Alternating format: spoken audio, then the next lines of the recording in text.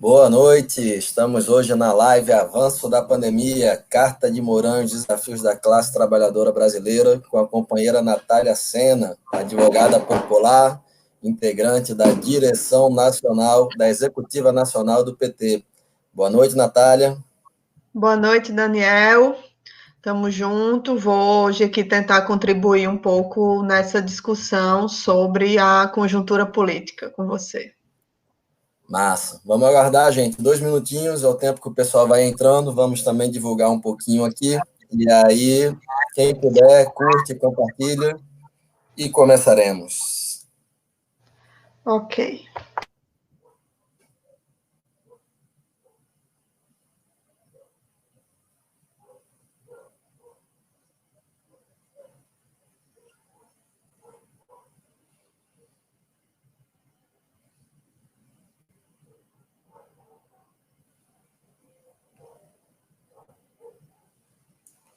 Pessoal que está chegando, vamos esperar 2 minutinhos, divulgar a live e começaremos. Hoje vamos abordar a conjuntura. Não temos uma semana de descanso nessa vida.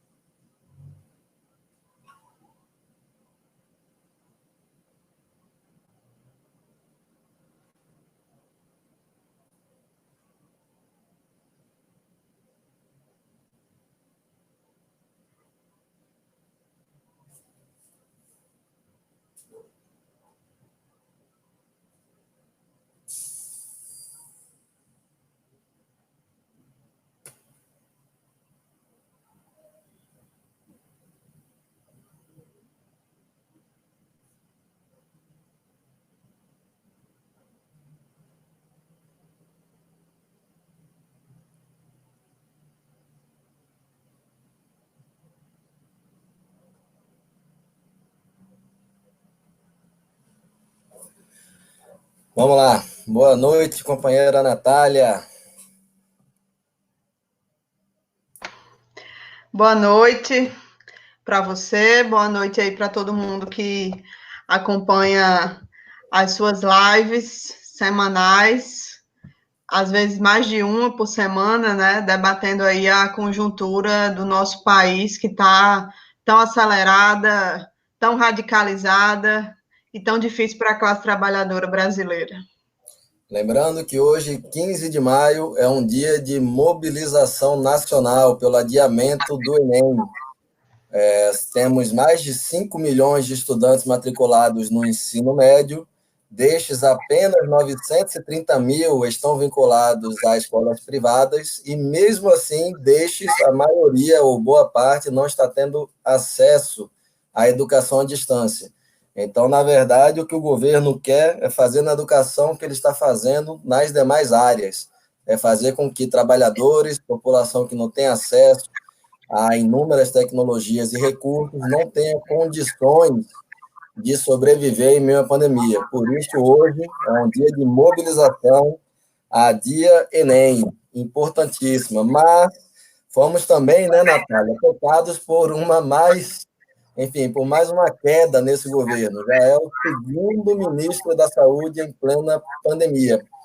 Eu estava conferindo aqui os dados, Natália. O Brasil já está em sexto lugar no mundo em número de pessoas infectadas. São 212.198. Claro que tem uma subnotificação tremenda. Nós já abordamos em outras lives, em áudios, que esse governo tem uma política de subnotificação proposital para que a população não compreenda a gravidade do problema e que, quando percebamos, já estejamos no caos. Vamos falar sobre isso depois. E, além desse número, já estamos com 14.455 vítimas de Covid-19. Ou seja, se os Estados Unidos estão se aproximando de 90 mil vítimas, nós temos já a confirmação de que, se nada for feito, daqui para junho, nós estaremos num cenário de desolação completa, né? Comenta um pouquinho para nós, Natália, sobre, enfim, esse novo episódio de hoje, em que um ministro totalmente vinculado às empresas da saúde, um ministro que não tem histórico, né, na militância em defesa do SUS, da reforma sanitária, enfim, mesmo assim ele aceitou, né, ser ministro e literalmente não suportou um mês no governo Bolsonaro. Então, Daniel, eu acho que é uma crescente, né, a situação do Brasil em relação à pandemia, crescente no sentido de em direção ao abismo. Eu lembro que em março, quando a gente começou a política de isolamento social, muita gente falava que maio, junho, a gente já teria alcançado o pico e estaria começando a cair, né, com as expectativas daquele momento, de 2 meses atrás. E olhando para essa situação que a gente acompanhou de perto, né, nesses 2 meses e todo, enfim, o desgoverno que reinou aí nesse período, a sensação é que a gente não tem previsão de quando vai chegar a pior situação e quando ela vai começar a melhorar, né? Bem desolador o cenário, né? A gente não consegue ter uma perspectiva, digamos assim, não, em tal mês o pico vai ser alcançado e a partir daí a situação vai melhorar, porque justamente a política de enfrentamento à situação de saúde é muito desordenada, é uma não política, né? E aí, sobre a situação desse ministro, veja, é inominável, né, o que aconteceu. Ele é uma lesma, assim, o cara é um cara sem conteúdo, visivelmente, não entende da política. A entrevista coletiva dele de hoje foi muito reveladora, né? Na entrevista não, um pronunciamento simplório que ele fez ao sair do ministério é muito revelador disso, né? Ele agradece ao presidente pela oportunidade, que ele não poderia continuar a carreira dele sem passar por essa experiência, uma experiência desastrosa. Um ministro que fica menos de um mês, né, que é visivelmente submetido à política errada que o presidente estava tentando adotar já desde outro ministério, que não tem opinião, que não tem capacidade nenhuma de gerenciamento de uma crise dessa que a gente está. Mas eu acho que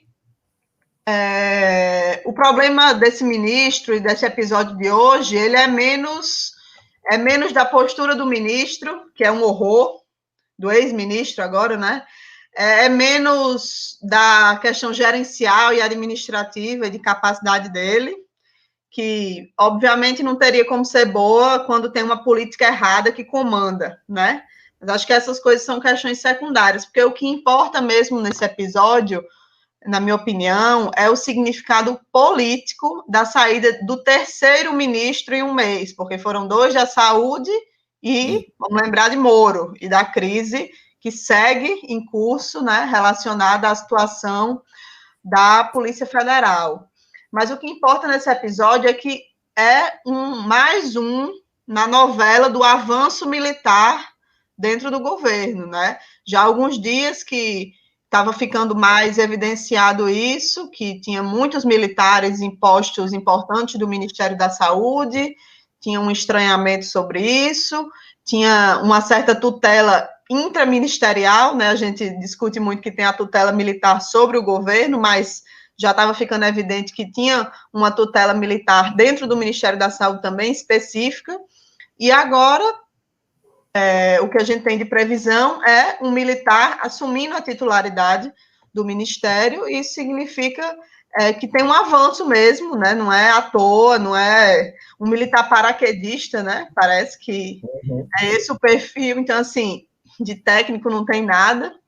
E aí, eu acho que é um degrau a mais na operação de fechamento do regime político no Brasil, né? A gente vem dizendo isso há um tempo, que está em curso uma mudança de regime, que Bolsonaro opera para isso, né? Eu acho que hoje a gente viveu mais um episódio dessa operação no Ministério da Saúde, né?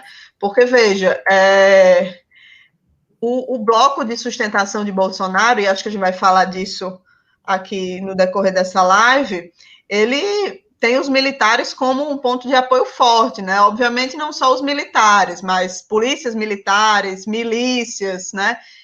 Uma fração importante do oligopólio da mídia, ligada aos setores mais evangélicos e conservadores, empresariado, tudo isso, né? Agora ele está cooptando uma parte importante do Centrão, do chamado Centrão, né, para garantir a base de apoio à não aprovação do impeachment.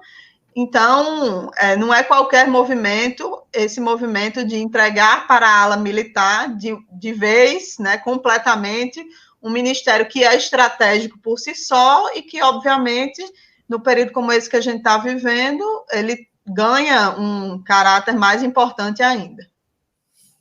Natália, já estamos aqui com quase 50 pessoas nos acompanhando. Quem puder, compartilha aí no seu perfil, em grupos de Face, para a gente aumentar o alcance dessa live. Muita gente aqui mandando boa noite. Hélio, lhe lembrando como a nossa dirigente. Hélio, acho que é um dos próximos aí para vir para essa live aqui de análise de conjuntura. Está na hora, né? Companheiro Francisco, boa noite, companheiro, fora Bozo.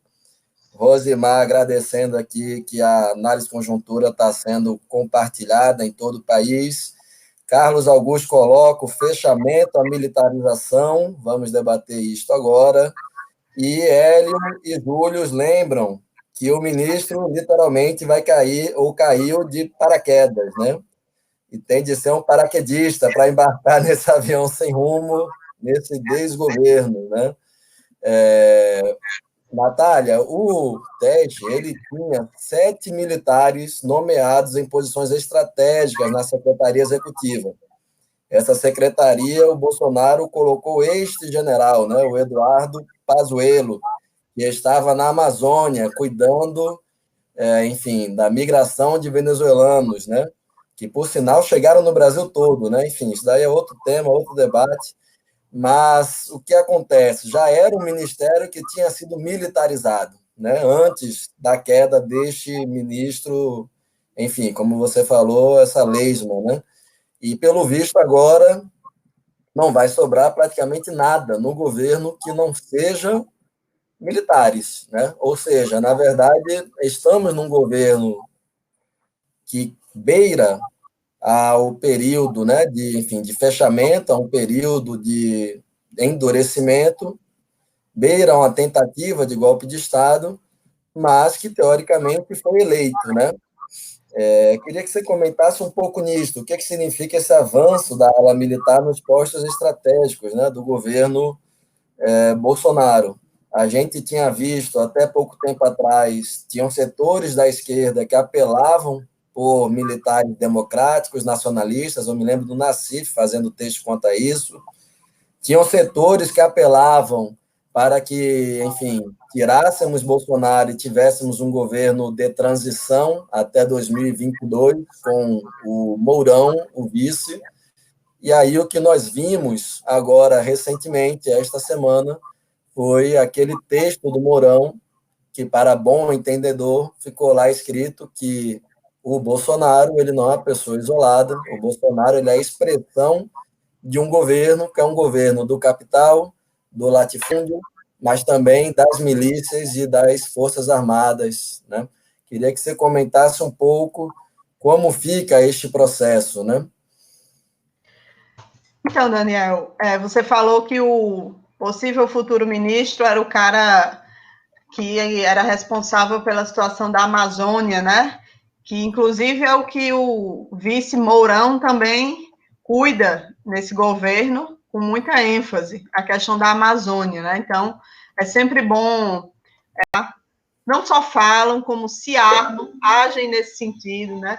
Estimulam a violência, estimulam a eliminação física das pessoas. Não é à toa que vem o "e daí" sobre as mortes. Eles não ligam para que as pessoas morram, seja de tiro, seja de vírus, seja de fome, né? Um governo muito assassino, e falam explicitamente também em intervenção militar, golpe, fechamento do Congresso, fechamento do STF, né? Instituições que de democráticas não tem nada, óbvio, mas são símbolos aí de uma certa ordem constitucional, desde 88, e que está ruindo já faz alguns anos, é óbvio, mas também é muito grave que o avanço de Bolsonaro esteja nesse nível, né, de falar explicitamente que essas instituições devem fechar. Então, o texto que Moura